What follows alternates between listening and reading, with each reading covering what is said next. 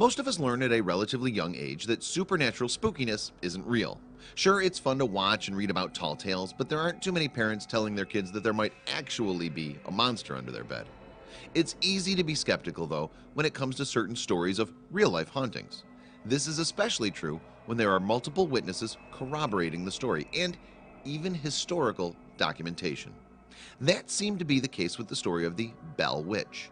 What she supposedly did to one family was horrifying, and she might still be around.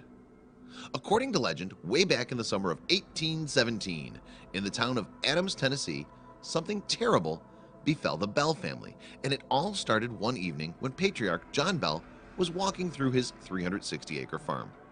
It was during this walk that John saw something strange in the cornfield. It was what he would later describe as a dog with a rabbit's head. He shot at the strange animal a number of times and then joined his family inside. Later that night, the mysterious sounds of knocking and rattling chains were heard by the whole family.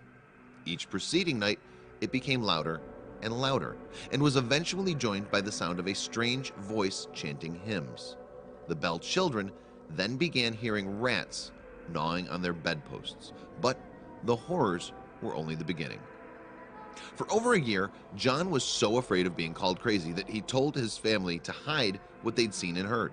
Yet he decided to confide in his best friend, James Johnson, after his youngest daughter, Betsy, woke up with handprints and welts on her face.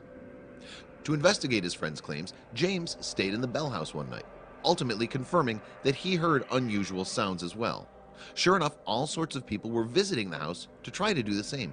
Even a young Andrew Jackson, back when he was still in the military, tried to visit.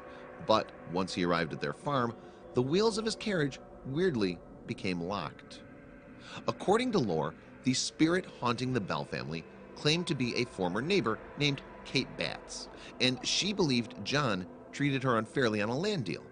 Not only did she want to kill him, but she was determined to prevent a boy in town named Joshua Gardner from marrying Betsy.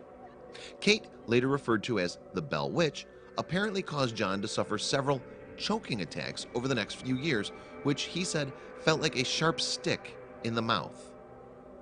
On December 20th, 1820, John Bell died after falling into a coma. The family found a vial of poison in the room, and the Bell Witch was allegedly proud to claim responsibility for forcing him to drink it. Betsy broke off her engagement to Joshua just 3 months later. Apparently, having finally achieved what she wanted all along, the Bell Witch bid farewell to the family, although she promised to return someday.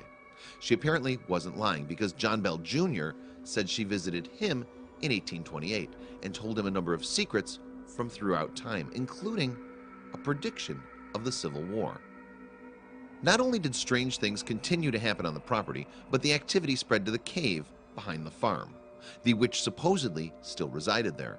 Some people claim that there was never a witch at all, but it was simply someone else trying to force the breakup between Betsy and Joshua. Betsy ended up marrying Richard Powell, her old school teacher, who took a liking to her years earlier. Strangely, it wasn't long after they'd first met that the creepy activity started.